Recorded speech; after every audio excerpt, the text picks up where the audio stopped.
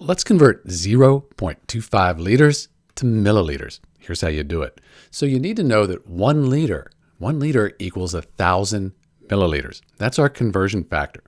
And so when we have 0.25, that's less than 1. So we're going to have less than 1,000 milliliters. Good way to kind of get an estimate there.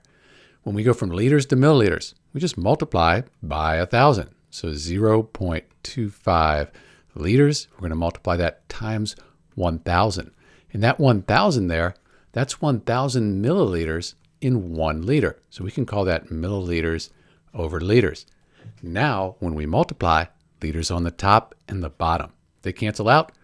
We're left with milliliters. And that is what we're looking for. So 0.25 times 1,000 milliliters, that's 250 milliliters.